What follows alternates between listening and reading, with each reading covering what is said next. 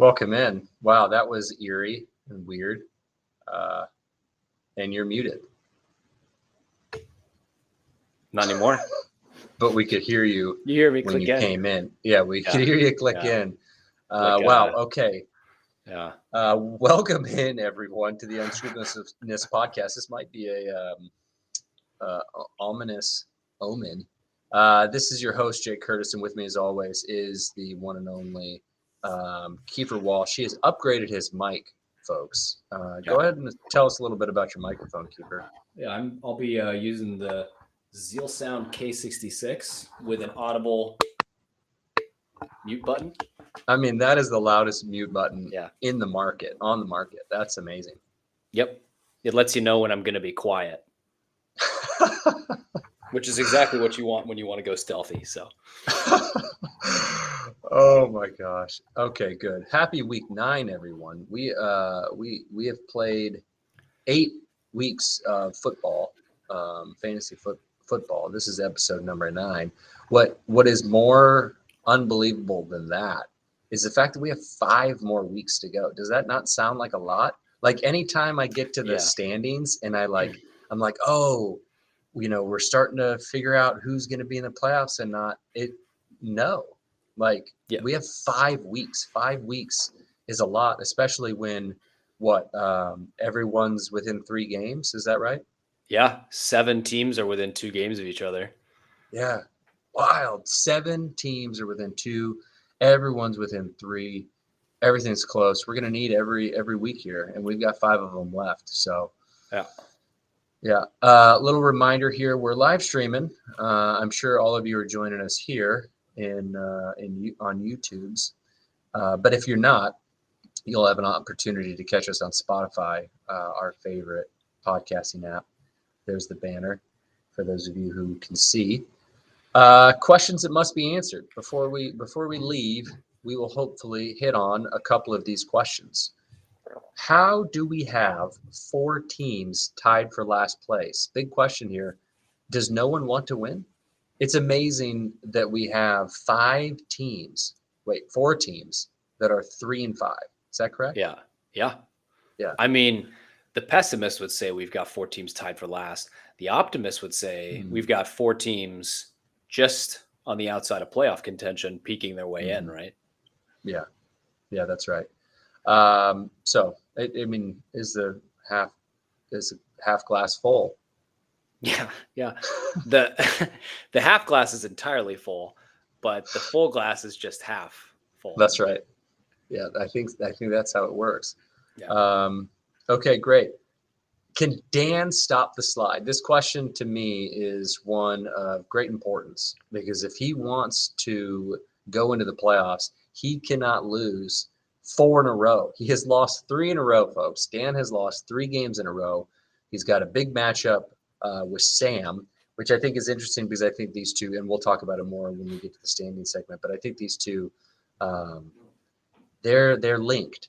There's a link there, and I think that they're potentially untwined this week and could possibly have the same record at the same time. Does that?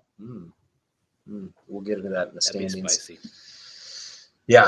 All right. Keifer just added a question. We've got one more question that must be answered. Thomas is going to like this question. Yeah. Will you be able to win without your cash cow, Christian McCaffrey? Christian Cow. We'll see. And it's not just Christian McCaffrey. Like if you, and we'll dive into this again. I don't want to give too much away in the intro, but the roster that I'm putting together for week 9 is incredibly different than the one I put together in week 7 before the trade. There's been a lot of, and it's unfortunate because obviously number 1 team in the league, best record, best all play record, and yet for some reason I decided to change things. So we'll see if that doesn't come back to haunt me in the future. It's interesting. Yeah. I mean, I will say that trade that happened last week certainly puts you in a position to where you are a lot more at ease this week by having Henry instead of Stevenson. But and then the second thing, and I guess we'll get into this, but the fact that Jerome Ford practiced fully means you have a RB3. But otherwise, it would be weird, and you would be starting a team this week that is akin to some of the struggles that others of us have had to endure this entire season with just the disgusting starting lineup. So welcome. Yeah. Thank you. It's awkward to be here, but we'll get into that later. So we are going to do a quick 5 minutes around the league, just what happened this week. We're going to review the weeks. We're going to do the trophies. We're going to do the week preview, predictions, playoff hunt, and I don't think we have any mailbag questions. So we should be able to get in and get out pretty efficiently. Nice. And no trades this week, right? Nothing so far. I sent out some. I got some. You sure but did. None accepted. And I even thought, like, I had one. I didn't tell you this in production note, but I went to sleep thinking of a trade with you that involved the player that we've both been trying to trade for and against. And I woke up this morning ready to sort of send it. And then before I could, I received a text message from you saying that this player, who I'm not sure why we're not naming, was ready to be released. Well, not released, but allowed to play. Allowed to play with a full allotment of snaps. Of course, we're talking about Aaron Jones, folks. Aaron Jones. Keifer's been trying to trade for. I've been trying to get rid of him. And it looks like maybe he's finally healthy. Yeah, I have learned my lesson to not send you tweets while you're asleep, and then you wake up and crush my dreams. So that's a bummer. Yeah. That the trade that you did send me, I initially dismissed it because of it involved Diggs. But then to the point where, like, after it had expired, I was really thinking hard about resending it to you because I thought it was a very interesting trade. I don't know how much you want to get into the players and the details. I know a lot of this is, backroom stuff, but it was a bit of a field flipper. It's just, I mean, for you, it's going to be hard to get rid of Aaron Jones because you're just waiting for him to show you the thing. And both of us, I think, are the only owners in the league that fully appreciate his care or appreciate his ability. He was running back 6 in our league last year. 6. And week 1, that's what he was looking like. Yep. So, just think about it. See how today goes for you. If we'll definitely revisit this trade after Sunday, and if he gets 6 carries, he's yours. well, why wait? Why wait until after Sunday? We still got 48 hours. So. Oh my gosh. All right. Let's get Sam Howell. Sam Howell's on the block, everyone. Sam Howell. A lot of guys are starting trash quarterbacks, and Sam Howell is like top 10, top 7. He's the 7th quarterback. He's the 7th quarterback. That is garbage. He's on the trade block. Trade block. This is crazy. He scored 20 or more points in half his games. Yeah, dude, it's unreal. And every owner has owned him, I think, at some point this season. Well, I drafted him. Yeah, I drafted him with the full intent of him being like my 2nd quarterback. You're right there. So, 4 of us have owned him. That's crazy. Yeah. So anyways, he's on the block. I tried pairing him in a trade, I think, with Tim. I don't think Tim sees my trades unless I text him, but I don't want to be that owner that texts and sends a trade. I feel like that's a little bit too much. Yeah, it's clingy. So, So anyways, enough about that. Let's get around to the league in 5 minutes. Keifer, kick us off here. All right. Well, along with the theme of being a pretty quiet week, waiver wire was pretty quiet. And I think it's just because a lot of the guys that were hot pickups had already been picked up in the past couple of weeks. But the biggest bid this week was to Will Levis for $4, who I regret wholeheartedly starting. The 2 best players, in my opinion, that were picked up, one by you, Devondre Campbell, inside linebacker for the Packers, that came back last week and had like 19 points. Thank you. And I got Ryan Stonehouse back. I think how did that happen? I think I drafted him for like $4 or something like that. I think I spent a lot of money on this punter, and I got him back for $0. And he had I think he had 12 points last week, and then he had 8 last night. He is the sophomore player out of Colorado State, the best player we've put in the NFL in the past 10 years. Michael Gallup, anyone? Okay. Top 5. Rams. Yeah, wide receiver you. Yeah, so Ryan Stonehouse. I was excited to get him back on the team. Great. Otherwise, not a whole lot happened in our league at the turn of the waiver wire this week. Around the NFL, lots of stuff, right? So Vegas, the Raiders fired Josh McDaniels and named Aiden O'Connor officially the starter. I call this the Irish special, the old out with the McDaniels, in with the O'Connell routine. What a mess. Yeah, that is Vegas. A mess. It's a mess. And obviously the position player, the skill players there is what I'm trying to say. Yeah. Have some frustration and are good. And so we'll see if this new fresh start can't jumpstart Devontae and Josh Jacobs, who are not living up to the preseason hype. Yeah, certainly not. We'll see. I don't know. I feel like Aiden O'Connell's coming in with the understanding that he has to throw to Devontae Adams 15 times a game. Shout out to, I think there's more pressure in Vegas, which is interesting, just because it's Las Vegas, but also the Vegas Aces winning the WNBA championship again. Back to back. And their coach, you know who their coach is? No. Becky Hammon, who should be a head coach in the NBA, also from Colorado State. So, no way. That today. Oh, there you go. Go Rams. Good timing.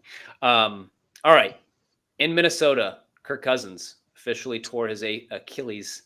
He had surgery on it the other day. This happened today. Justin Jefferson came out and posted on social media that he wants Kirk back as his quarterback next year. Yeah, thought that was a little feel goody. I don't know if that's going to happen. But I don't think it's going to happen. But no.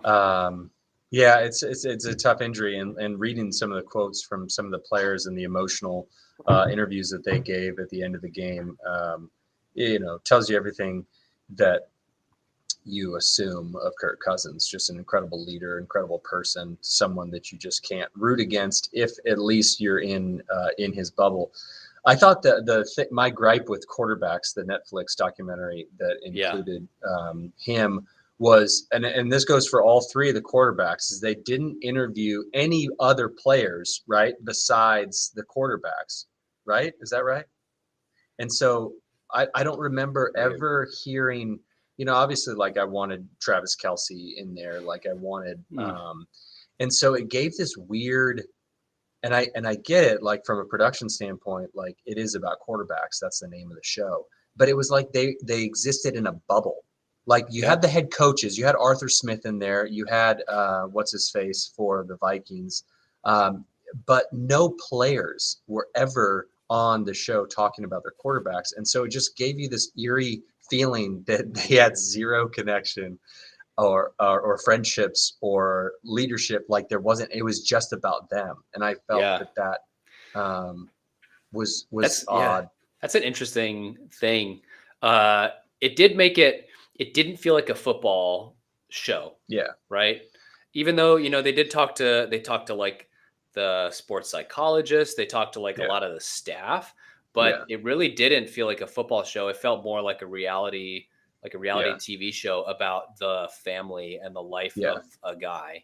It was weird, but definitely, I mean, universally, I feel like everybody that watched that show came away really liking, Kirk Cousins, who's always just been kind of milquetoast type guy, like not exciting, pretty dorky. I think people, he's tough. He's a tough dude.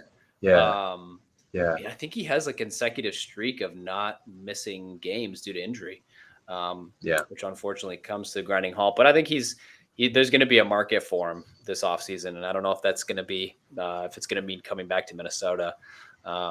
but he'll end up somewhere. Yeah. Yeah, and you wonder if he takes a team-friendly deal or even if the team wants him. So we'll see about that. All right. In other news, so Deshaun Watson is named the starter this week. Didn't Thomas pick him up, I think? Thomas did pick him up. I don't know if he's in the active roster or not. Yeah, looks like he is starting Allen and Justin Herbert. So he's got him on hold. Hard to argue with that. Yeah, I probably wouldn't start him yet. Deshaun Watson. And then the last note is don't forget to set your lineups for the Frankfurt game. Heading back to Germany this year. I had been meaning to look into that because those Europe games are typically nice for me because they start right after I get off of work. I have not yet because it's the first one in Frankfurt. I didn't know if it was going to be at a different time than like the London matchups. Oh yeah. I need to look into that. It looks like it'll be 4:30 p.m. your time. Yep. That's same as London. Typically with London. Okay. Yep. And that's great. I walk home, turn on the TV, and I've got football. So can't argue with that. There was a little buzz, and maybe it was just brought up on some of the podcasts I listened to about the prospects of playing a Super Bowl over in Europe. And I think a really big deterrent is the time thing, right? Like it would be difficult to make that work for the Super Bowl Sunday to be in the morning on a Sunday in the United States. And it's such a time consuming event. Like it obviously very different than a normal football game, but the halftime is considerably longer. The post game, the pre-game considerably longer. Like it just takes up such an amount of time where you're obviously going to want your number one base, the United States of America, to be awake for all of it. There's just, and with the time zones, I don't think that's possible. Yeah, it'd be tough. Although I don't think global expansion and exposure is a bad thing. I think it's fun. Yeah, I have a hard time thinking it's not just about increasing in growth, like money. I get it, but like, yeah, I don't know. It's just I can't think of the Shield without thinking of Roger Goodell trying to fill the pockets of owners and stakeholders. But I mean, I guess there's nothing wrong with that, but doesn't feel it feels a little dirtier. Yeah, I guess. No. Yeah. All right. Well, let's jump into the week in review, shall we? Let's do it. All right, we're going to start with Jake and Ned.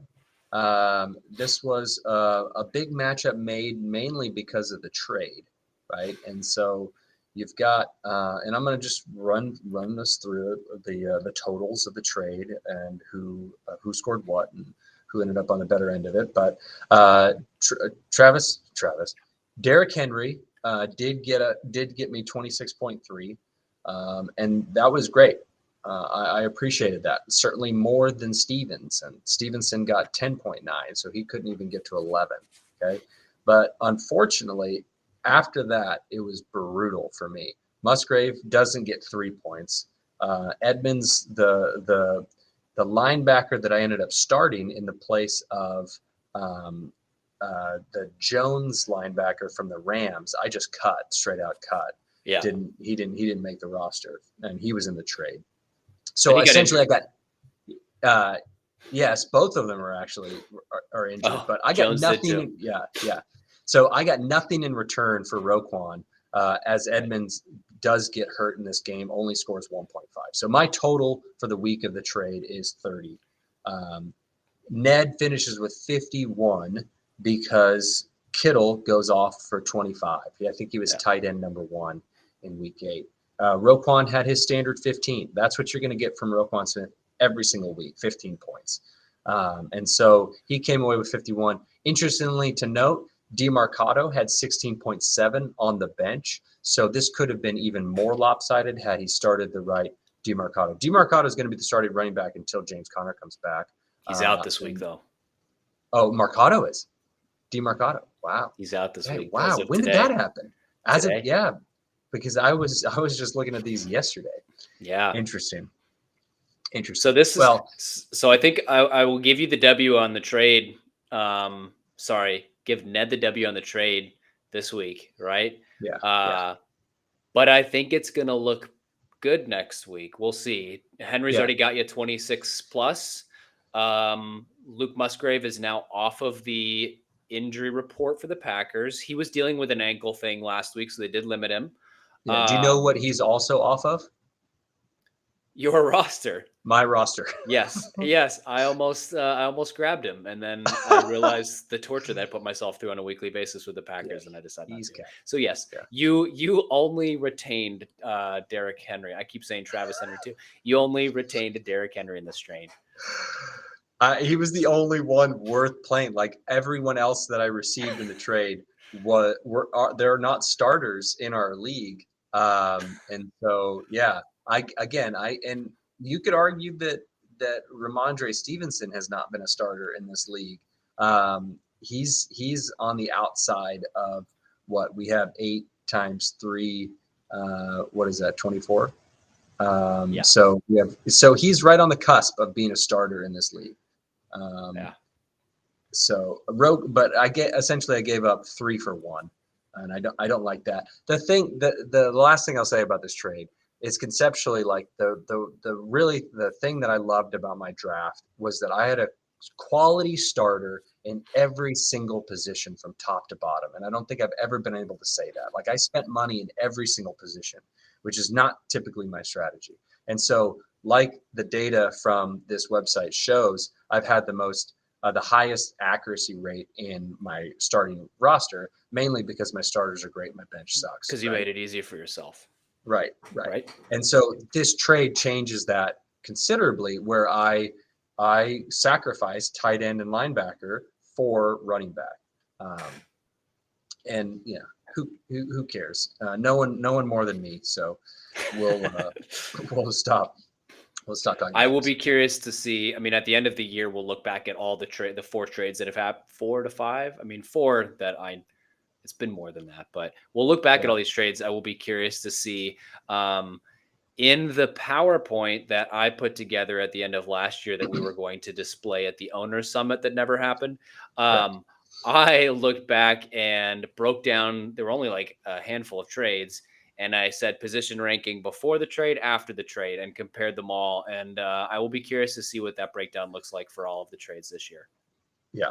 I mean, Kittle with the 25 launched himself into the top 5 of the position, right? And so it was just a monster week for him. Hopefully, when Debo comes back, he starts blocking a little bit more and get less targets.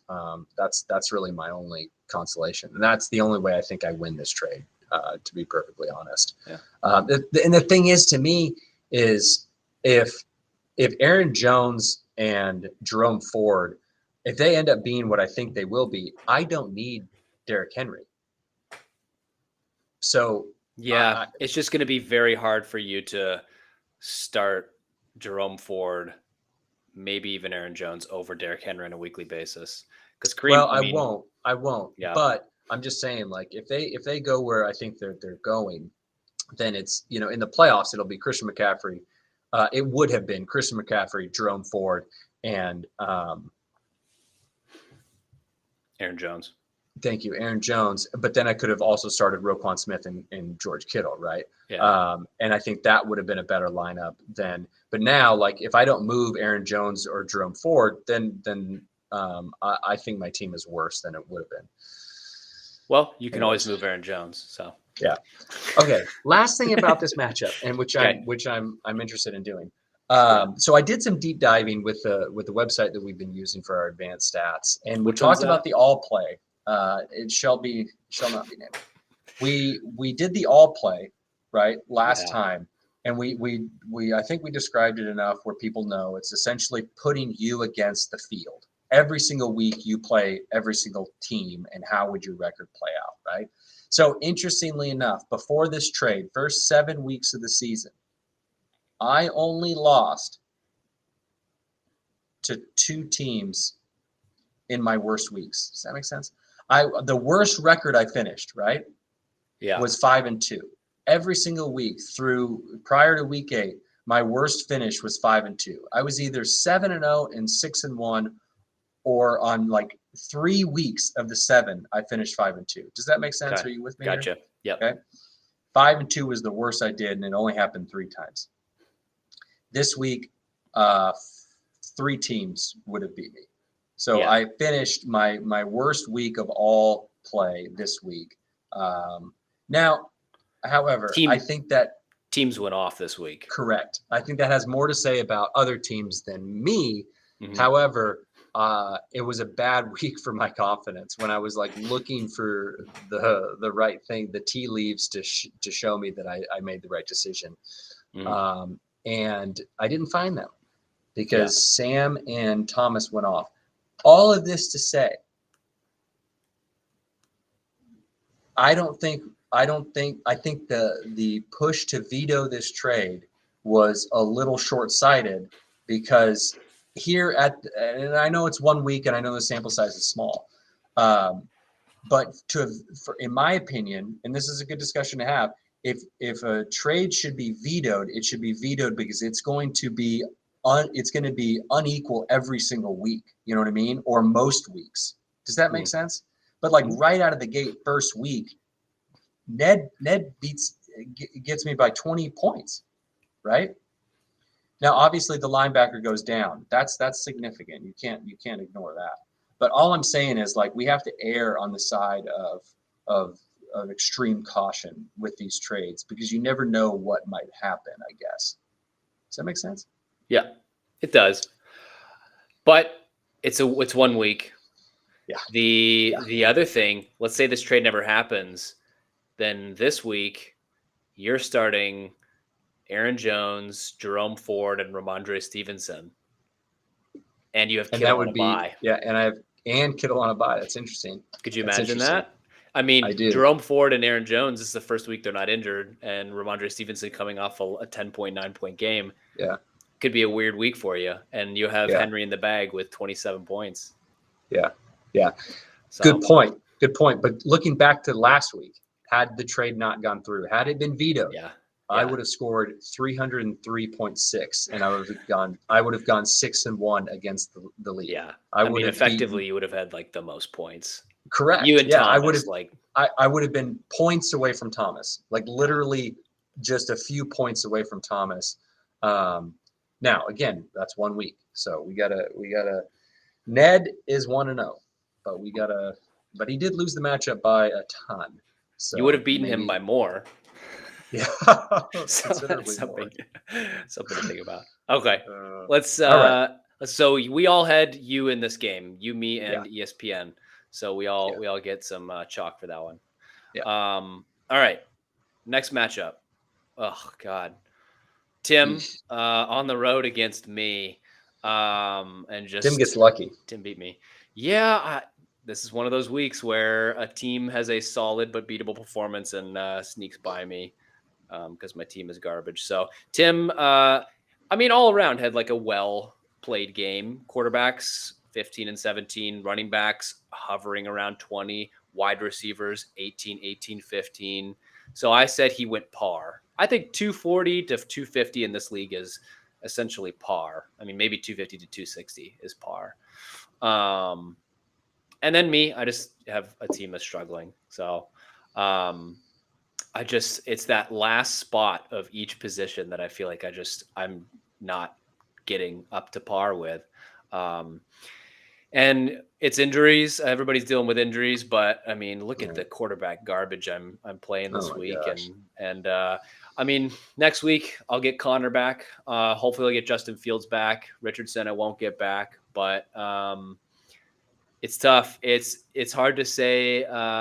You hate to say it's too little, too late, but at this point, if I have a loss this week and get to 6 losses, it's gonna be tough. Even if I win out, I mean, if you win out, you get 7 and 6. But well, that's getting ahead of myself. But it's not to say that there aren't 3 other teams in the league that are in the same record boat that you are. So there's. Anything could happen. Anything could happen. Tim did get lucky here. He finished 3-4 in all play. So losing record in all play, but still comes away with the victory. Winning at 250 points, not easy to do, but he did it this week. I mean, think about Sam, which we'll talk about in this next game. He scored 284 and lost. So big difference there. Yeah, you just got to score more than your opponent. That's right. It's the name of the game. And in this game, you put your balls in my court, which I appreciate, but unfortunately, ESPN and I both had Tim on this one, so that's I should just start picking who you pick. Yeah, or just pick who I'm playing. Two things. All right. I'll pick who you're playing and your other picks. Yeah, there you go, and then you'll be 4-0. And then I'll be 4-0. Yeah. But then does that mean I'll lose my fantasy matchup? Probably. That's the track record. I mean, you can't win them all. What do you want to win? So, you can't win them all. Yeah. Moving on, game of the week. These teams did not win at all. Tom won it all. Okay. So first of all, game of the week, this game did not disappoint. Fantastic game. Great game. Yeah. Right. So Thomas scores the most points in the league, and Sam finishes third for points for us this week. So heck of a game. Gus Edwards, didn't see that coming. Highest score for Tom. This is so interesting because I feel like I have been a Gus Edwards owner for the last 3 or 4 seasons. I feel like this has happened. Especially because J.K. Dobbins has gone down or something has happened in that backfield where you have to choose. Who do you want, Justice Hill or Gus Edwards? And I have always seen more value in Gus Edwards. And for some strange reason, I went the Justice Hill route this year for the first time. Yeah. And here we are. He's got 4 touchdowns in the past 2 weeks. Gosh. 28 points and 36 points. And that's not going away. No, it's not. That's not going away. All right. Moving on to Sam's roster. Gibbs gets green light here for Sam. 45 points. This is the matchup high. So Sam was able to get a big spot from his rookie running back. Will this change? I think this is interesting. I have been one to send Garrett some trade offers for David Montgomery.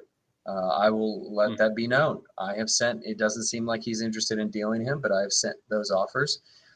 But now I'm a little reluctant because the Lions have seen what Gibbs can do with a full workload. And will David Montgomery get the same number of touches when he is healthy? I don't know. So this is interesting. So Sam has an incredible game, but he loses by 22 points. Listen to these players and think about how unlucky he was to lose. So he loses by 22 total points. Lamar Jackson has 13 points.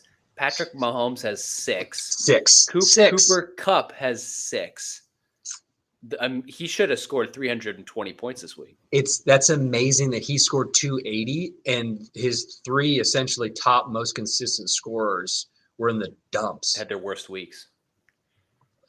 I said in our production meeting, Sam. If I had to re-rank the league, Sam is number 3 for me right now. Sam is the 3rd best team in the league right now, and he's in 5th place. He is out of the playoffs, but I still think he is the 3rd best. He has a 3rd best roster in this league.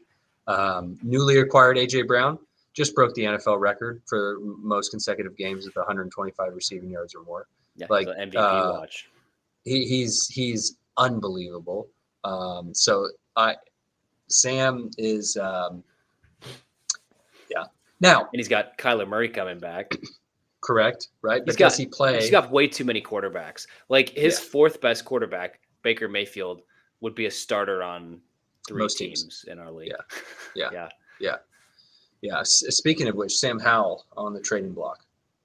Samir. I would have liked to know that before I started Will Levis last night, by the way. Send me your defensive linemen, your defensive backs. I am ready for defense from Sam Howell. So if you've got or linebacker 2, I would take. Get this. Sam's punter scored 13 points. Yeah. He had 11 punts. 11 punts. That was a terrible game. The Jets-Giants game. It's disgusting.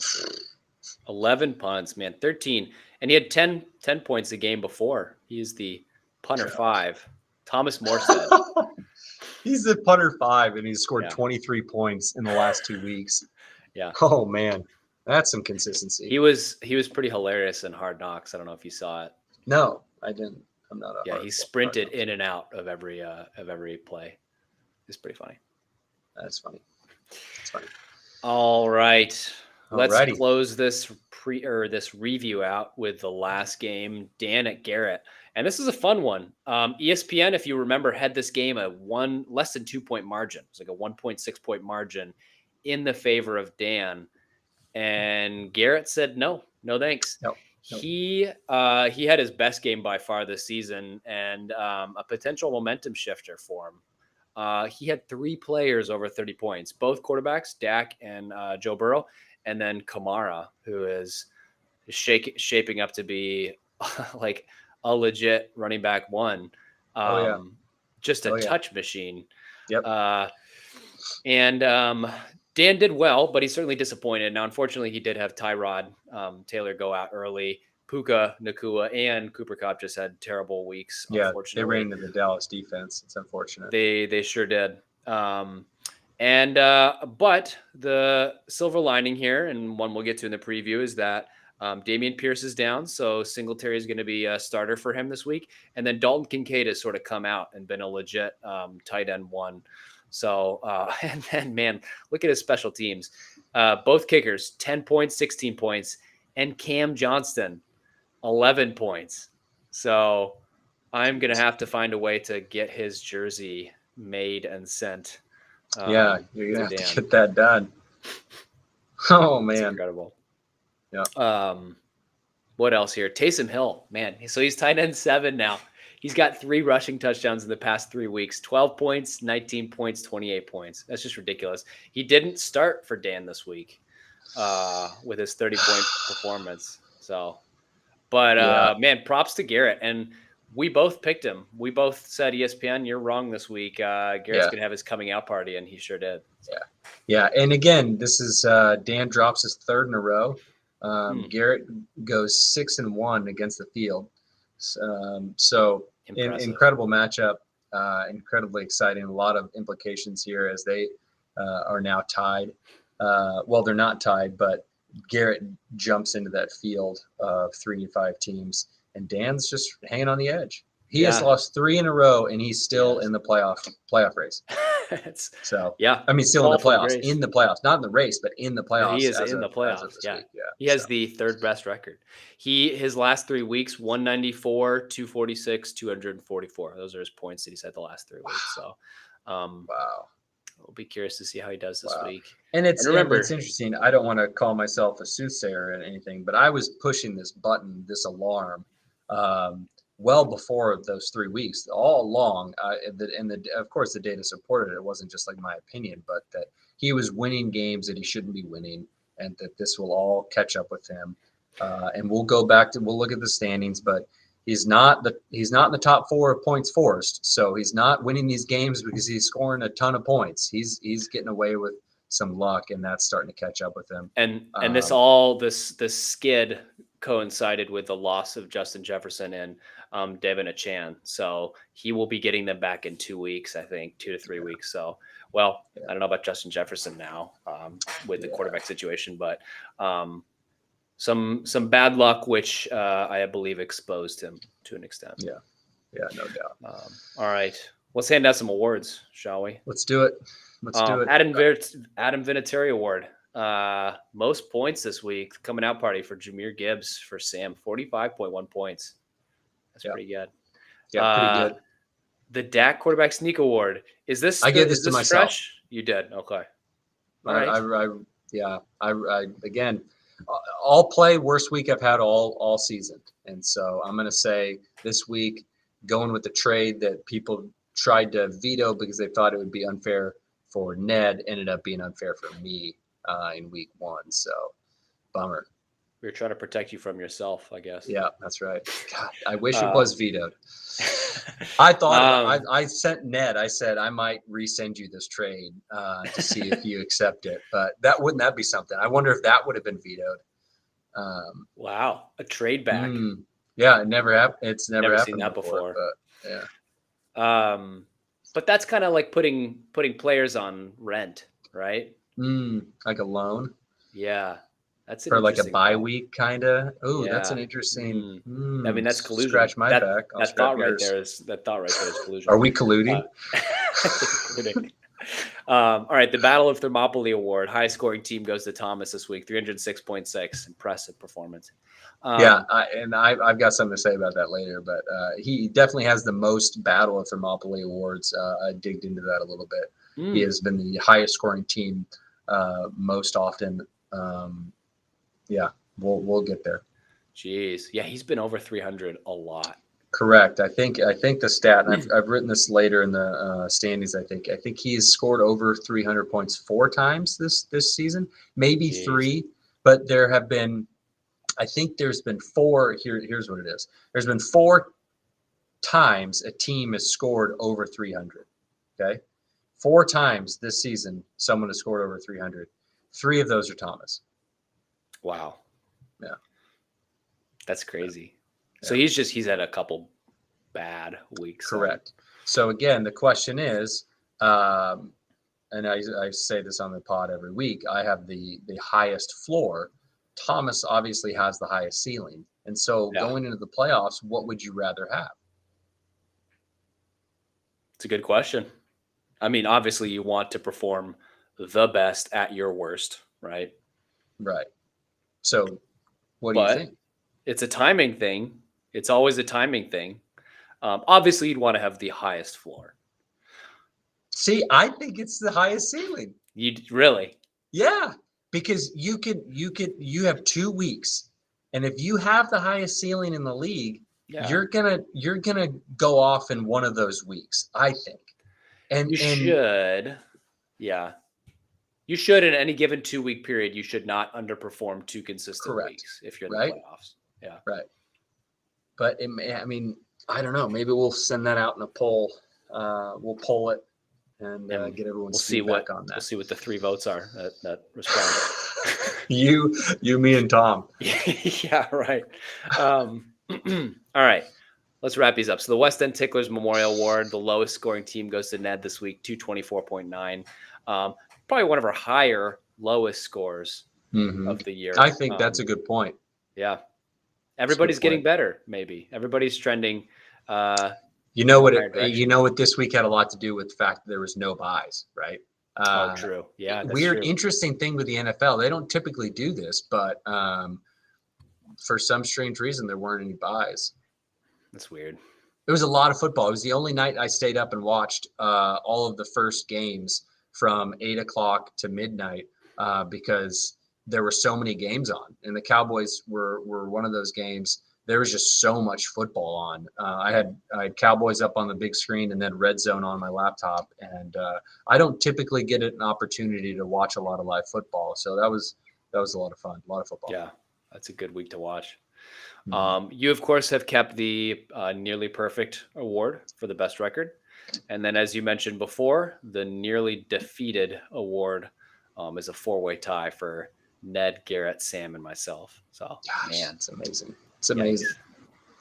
All right, let's jump into it, shall we? Let's cruise through these week ahead predictions. This is a good one. The Johnny Rusher Mountaineer Bowl. Keifer and I, the 2 Roger Knights, Rogers.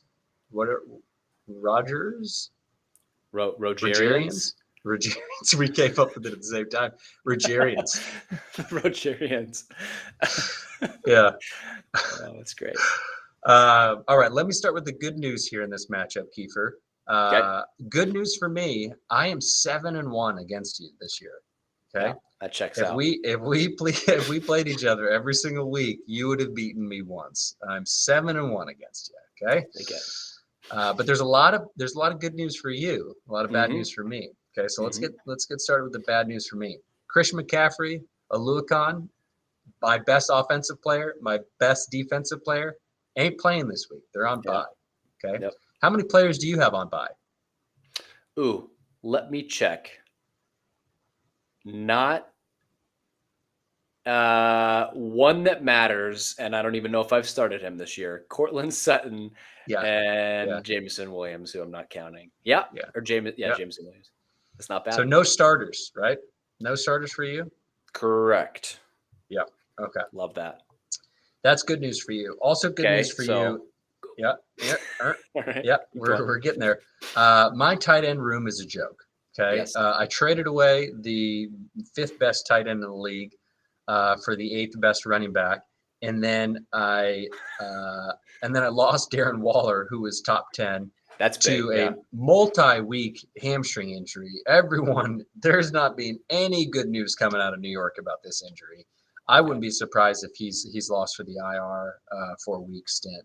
It's bad, and he admitted that he's been re-injuring this, just rushing back. So it's something they're not going to rush back this time. I don't know. I think I did pick up a defensive lineman. But at the time of writing this, I did not have a DN in that slot. So Harrison Phillips. Harrison Phillips. Everyone knows him, a household name. Right. And then other good news for you. This is the lowest projections I've had all year. Okay, so you're catching me at the right time. Okay? I sure am. Okay. Have you seen Chris Jones' picture? Oh man. I was thinking about dropping him too. He is just. Well, you shouldn't. Look at that. Oh man, he is happy. He is so happy. God, he's happy to be there. Now it's been my long time theory. Yeah. That players across the league are in on media day, and they try to go into media day as least sober as possible. And maybe we'll do this.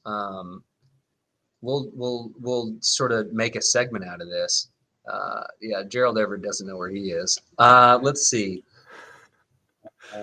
You seen Cameron Jordan's? Yeah, I mean Cameron Jordan is hilarious. His every year, his change. Here, I'll pull it up. Just go ahead and Google. Yeah, I'll pull it up. Google. I just did the image search for Cameron Jordan Media Day picks. That's good.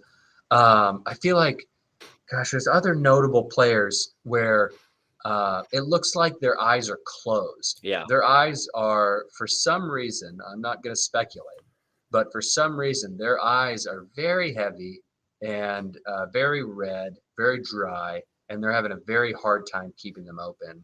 During media day. Just saying. I don't know, but there are some good ones. Look at that. These are great. Mm-hmm. Oh, these are just weird pictures here. But every year he brings it.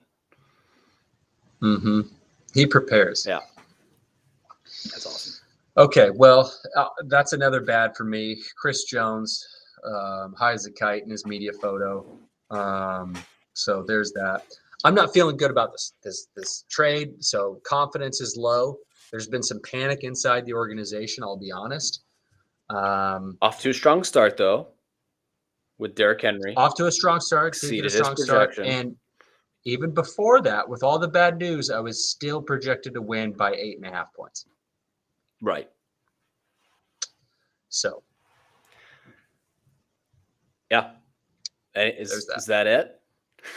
Well, now that we've played a game, and I have that defensive player now in the roster, I'd be interested to see what I'm projected to win by. I think it's more. It's like 20 something. But a lot of that had to do with how poorly my team did. In our notes, I added that all I have to add right now to all of what you just said is the point that you made on buys that you have no one, but I would just leave it completely out of context and repeat what you said, that I have no one.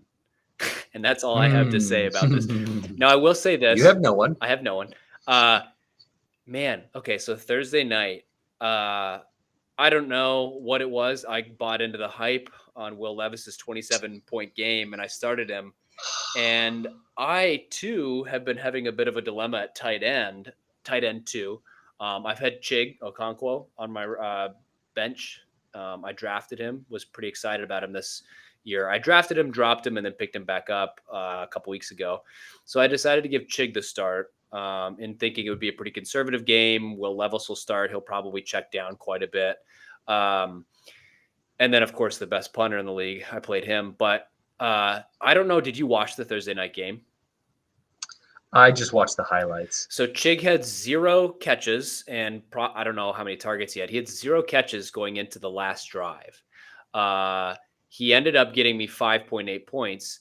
There was a play that was the second to last play of the game where Will Levis throws it in the end zone for about a 40-yard pass to Chig, almost gets picked off, but also almost gets caught by Chig for a touchdown. If you do the math, that would have been about a 17.5-point swing that if Will Levis throws that touchdown pass to Chig and it doesn't get picked off the next play. So that's a bummer. Wow. That's a big bummer that one play is 17.5 points. But that play doesn't happen. And both of these players fade into irrelevance for me. Ooh. So that'll hurt. I will say you are beatable this week. I did catch you at the right week. It's just going to take I've got to click on the rest of my cylinders. And I hate to say it's a needed win, but it's kind of a needed win at this point. So I did pick you in this game.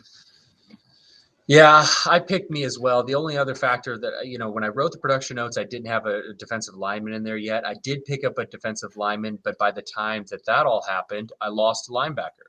And so now those projections are without a linebacker. So I have to go back to the waiver wire and pick up a linebacker.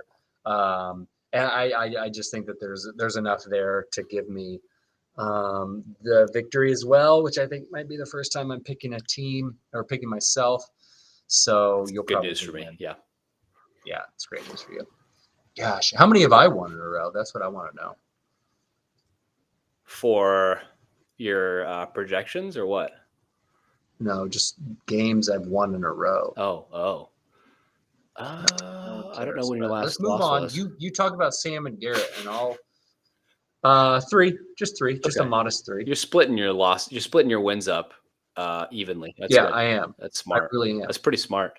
All right, next we got Sam 3-5 at Garrett 3-5. You could consider this a game of the week in that it's kind of must-win territory for two teams, but we did not call this our game of the week.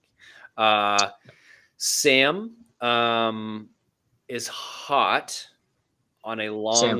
Sam is hot on a longer-term projection. Garrett is similarly hot, but just on a 1-week projection. So this is this is a fun matchup. Yeah, it is a fun matchup. I guess that's the best way to call this game is fun. Both are hot. Both are hot, and their teams are doing well.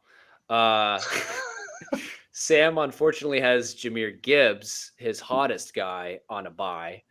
Which is a bummer. That sucks. He's starting Joe Mixon. You remember that trade? I do. I will probably never play Brian Robinson. And would you be starting Joe Mixon this week? Absolutely. Joe Mixon had 28 points last week. Oh my God.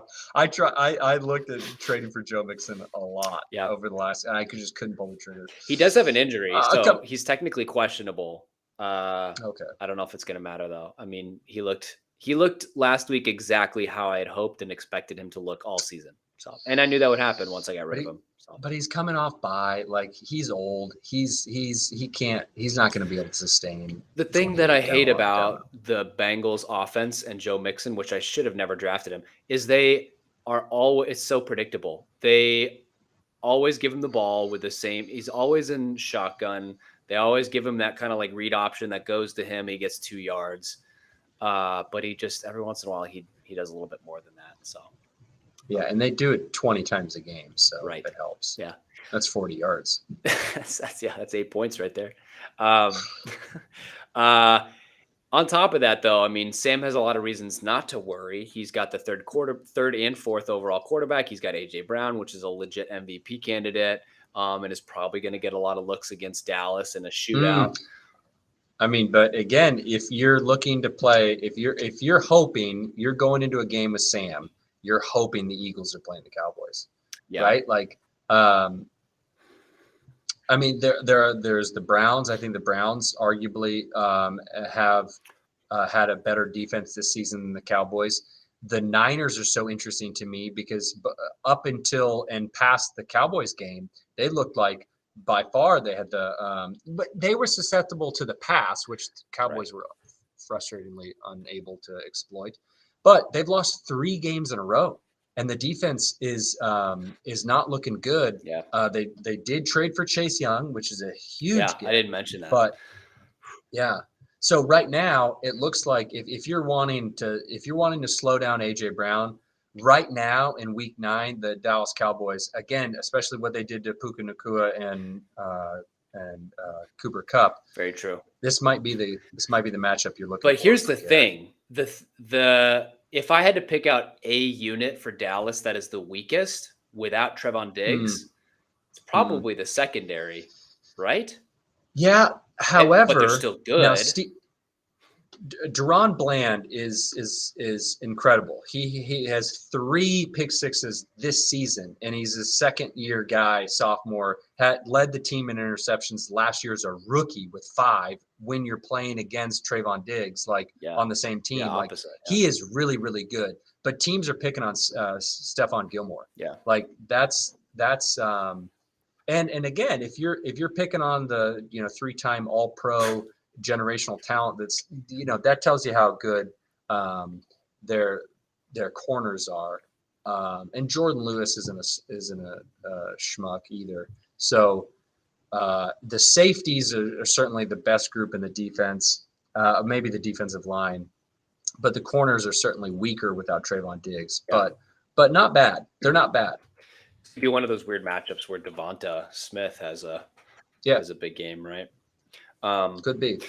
On the flip side for Garrett, he's hot as we mentioned, but he's got I just don't love his matchup. So unfortunately, he is hit by buys. So 2 linebackers, Laporta and Brandon Ayuk, are all on a bye, which is tough luck. And then he also has what I call a tough matchup for Pollard against this Eagles kind of front 7. Although Pollard's going to get a ton of looks. So, but what has Pollard done in the last 4 weeks?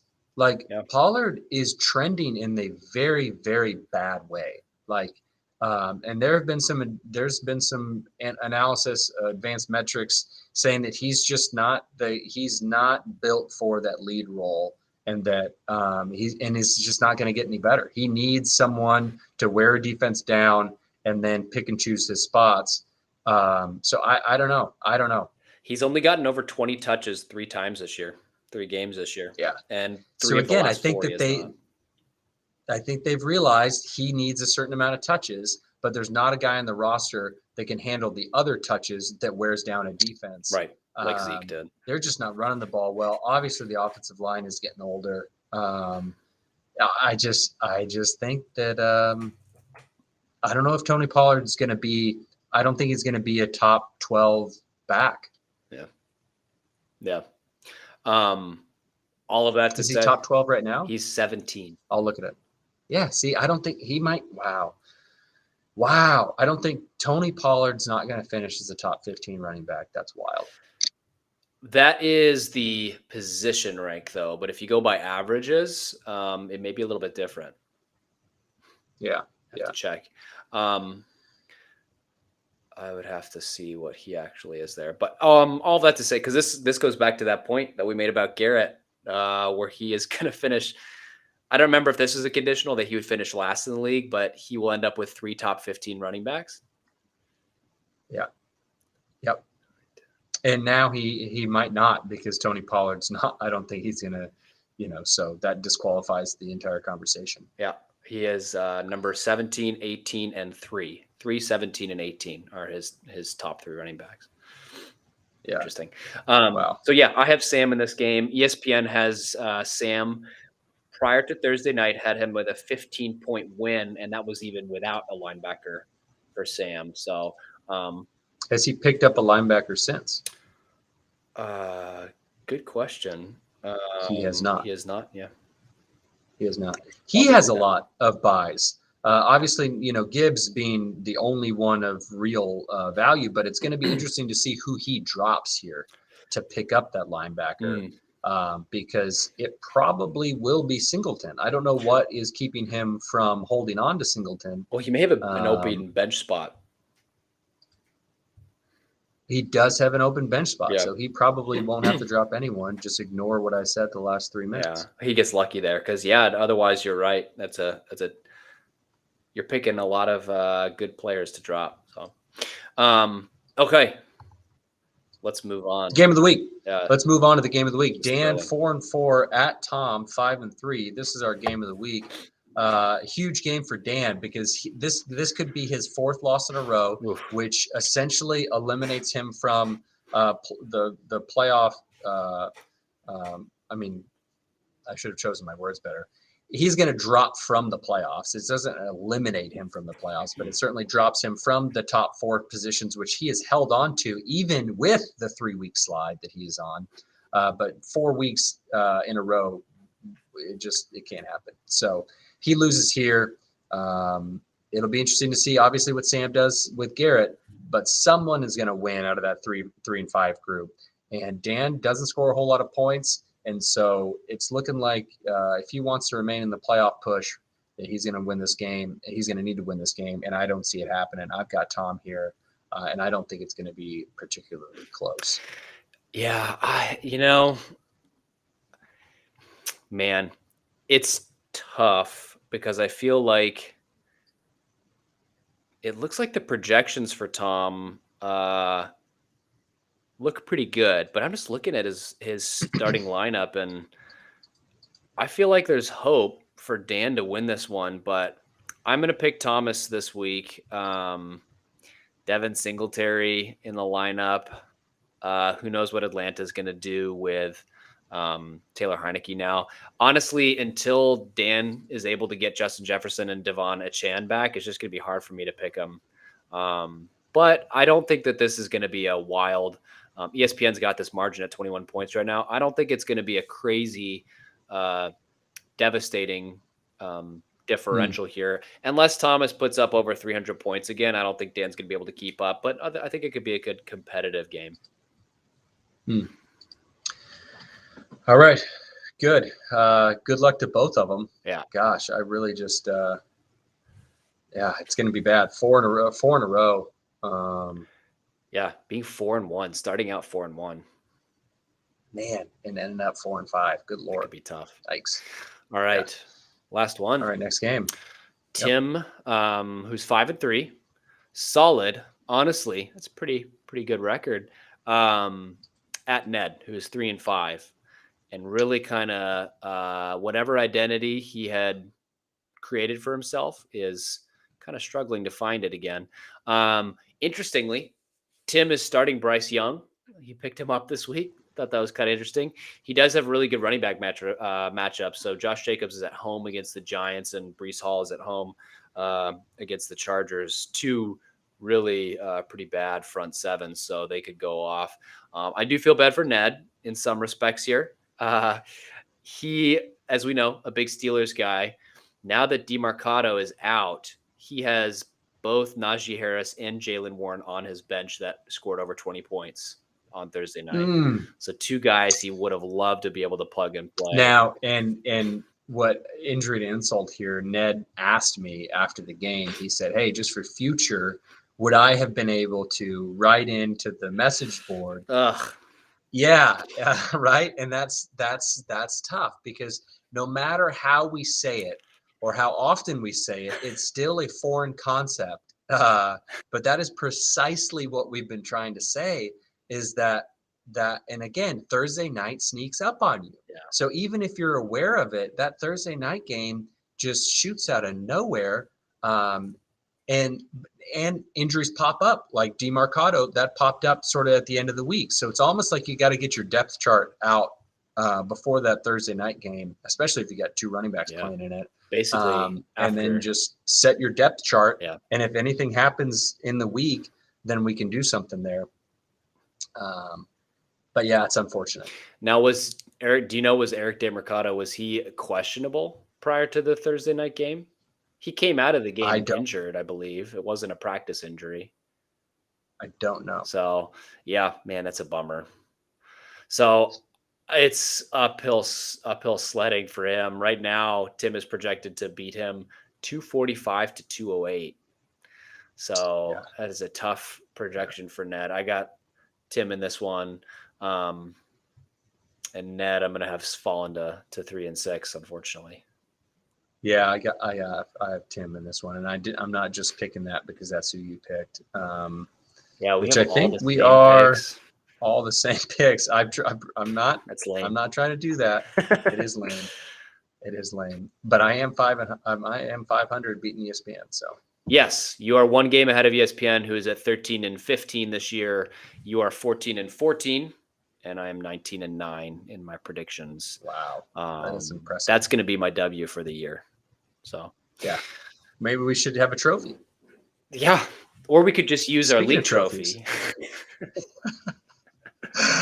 Oh, we don't have time. We don't have time, but we do have a trophy. Ned and Garrett, we do have a physical trophy.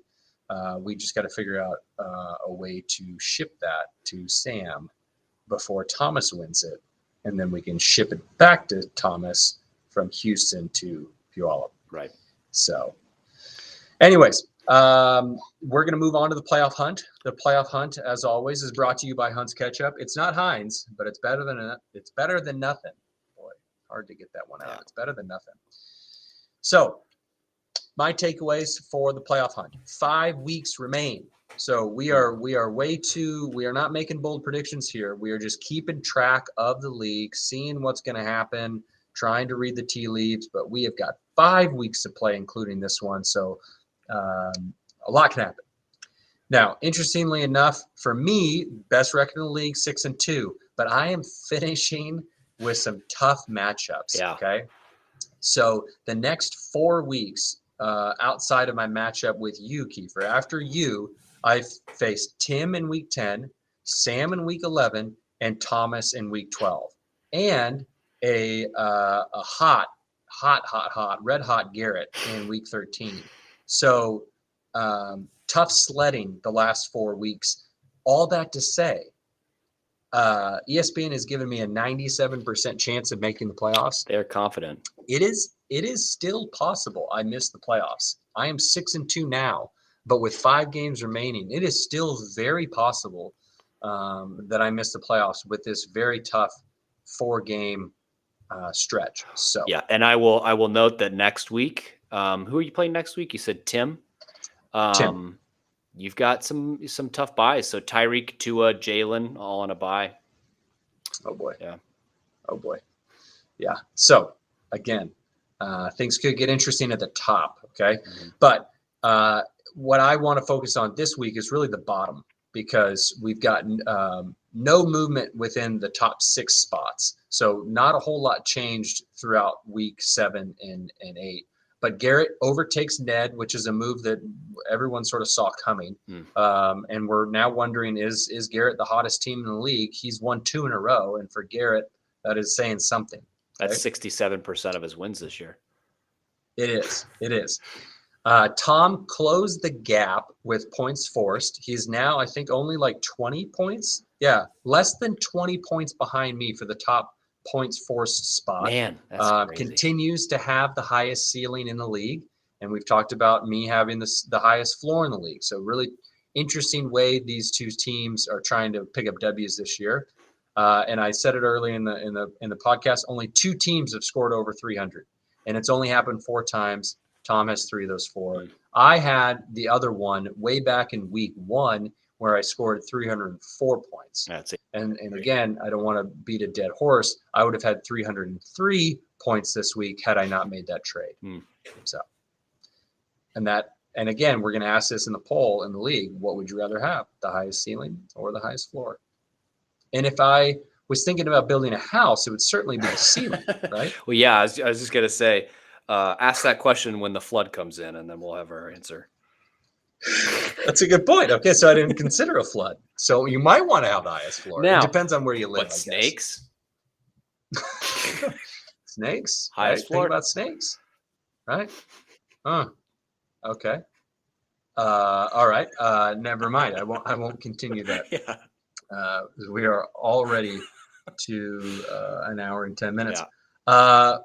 When does Sam hit the panic button? It's a funny thing to say for the team that I have selected as my third best team in the league right now. Yeah. What did you mean by that? Essentially, like, he can't win a game. Like, he's incredibly talented, but at some point, like, and Sam doesn't panic. Sam is the coolest customer in the room, and so he's fine. He's not worried, and he'd tell you that he's not worried.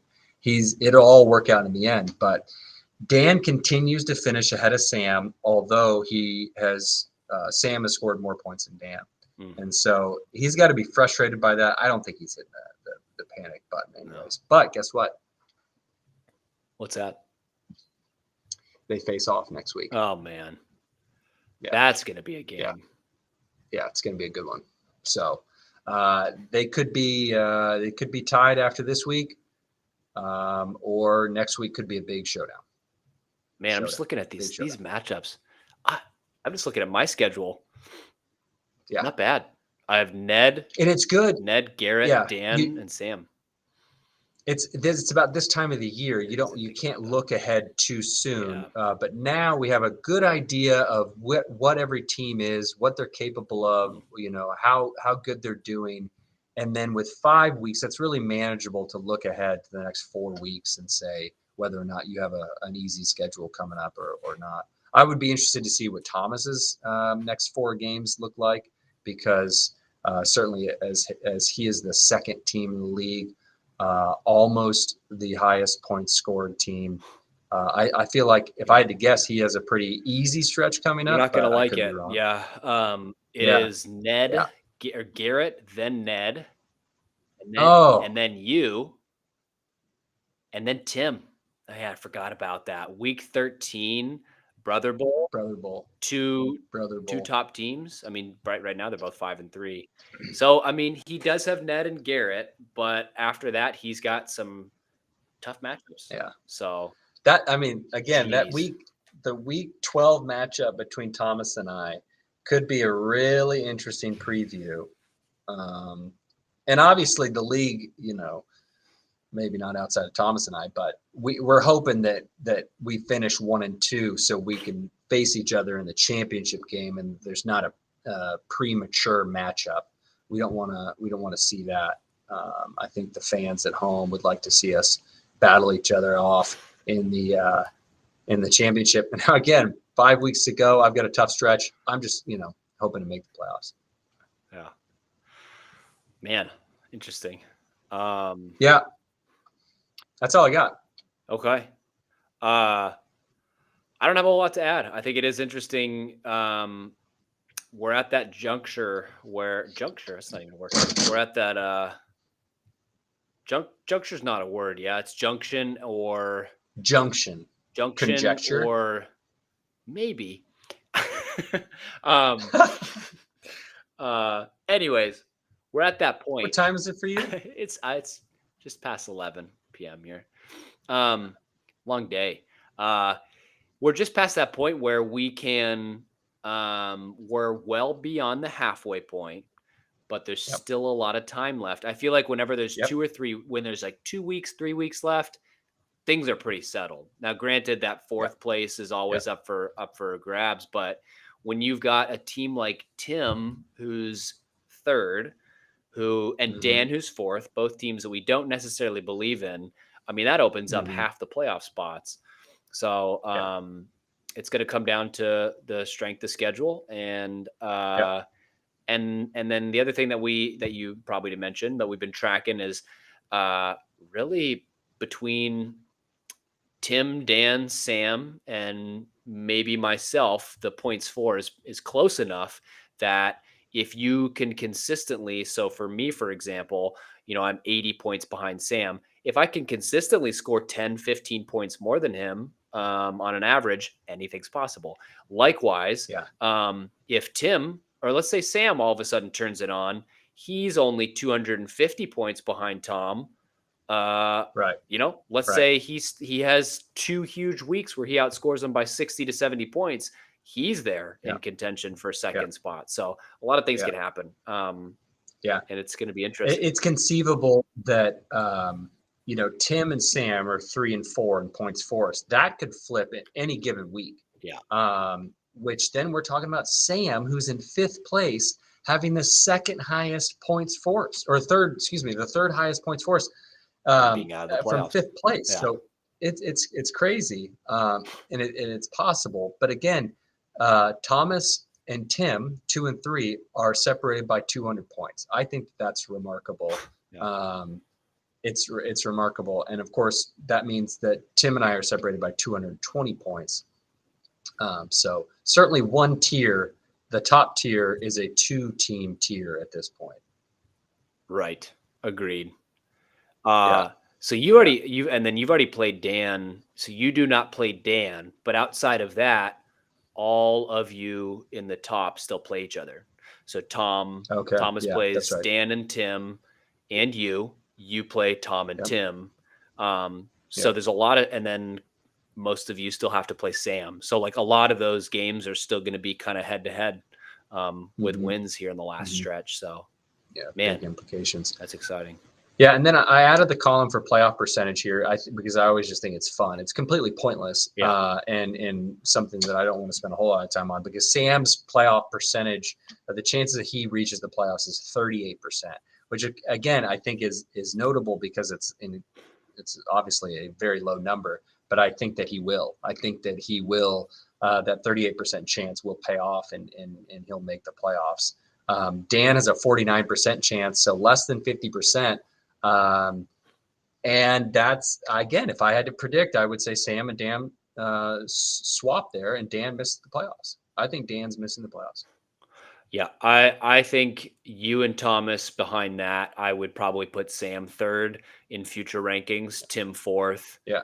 And then Dan and I on the outside looking in. That's probably what I would put it. See, and I think that you're right in that assumption. I think Sam too will get to that third spot, and then we're talking about not Dan necessarily, but Tim or Dan, and who out of those two owners are going to make the playoffs. So it's all interesting, and we'll certainly be here week to week covering the madness and the moves, and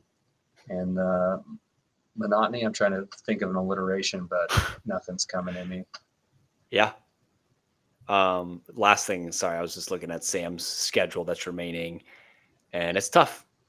He has Dan, he has you, he has Tim, and then he finishes in the last with me. So he does not play Garrett or Ned. So that's tough. But that is tough. Like that's just, it's unbelievable if he misses the playoffs. Yeah. Wow. All right. Let's wrap it up. Let's say our goodbyes. Good luck to you next week. Yes, not this week. I wish you no luck this week. Okay. Likewise to you. And I hope your tight ends score no points. Gerald Everett was your tight end at the beginning of this week, correct? I don't think I've had Gerald Everett. Yeah, it may have been Ned. Ned. Yeah, he is now yours. I hope Luke Musgraves has his first NFL touchdown this week. All right. Okay. Good luck to you. Thank you. Good luck to every other team out there not named Dan. Yep. We're really hoping Dan loses 4 in a row. Yeah. Oh man, that's not true, Dan. We love you. Well, he won't. Thanks for listening. He won't hear this. So. No, but he won't. No, he won't. He doesn't listen in. No. All righty. We will see you next week. Have a good Sunday. Sounds good.